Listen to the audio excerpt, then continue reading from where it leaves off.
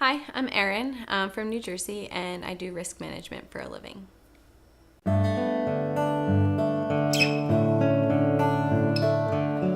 James and I met outside the Boys and Girls Club during Hurricane Sandy. The church was organizing different groups of people to clean up at different places, and we both met there. But I didn't really get to know him until we went on a mission trip to Guatemala together. He was really goofy, and he made me laugh, but he also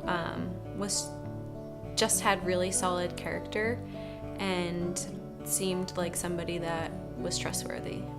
It was the running joke of the week that James and I were gonna, end up dating or something.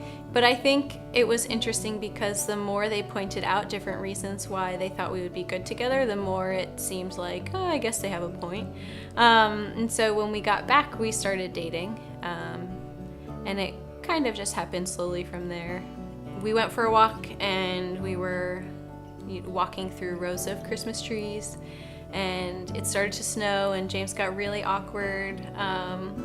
And I didn't understand why he was being so awkward, but it turns out he was super nervous for a reason. And so, yeah, we were just walking through the Christmas trees and he asked me to marry him and I told him he was crazy.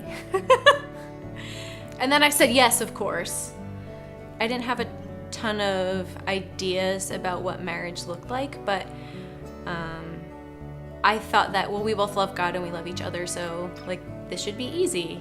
He's my favorite person. What could possibly annoy me about him?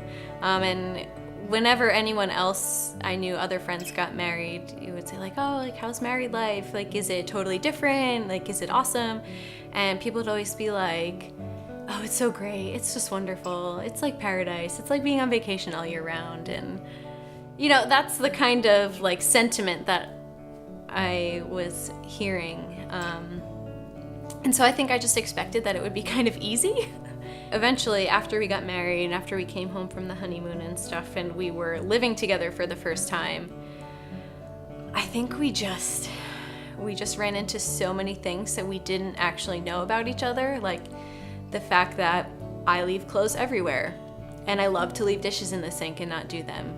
And that infuriates my husband. He does not like when dishes aren't done, and I don't like when he leaves his shoes all over the apartment.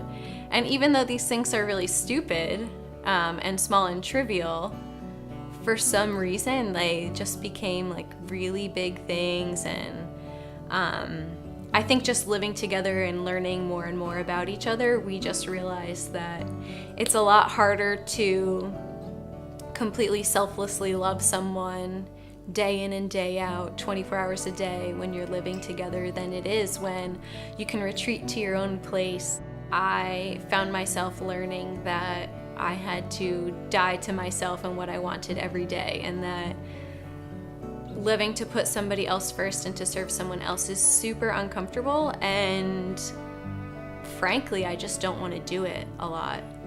There are plenty of times where what's comfortable for me and what I want to do is not loving to James, and it's sometimes really hard to convince myself to act that way, while at the same time having expectations that he should always do that for me.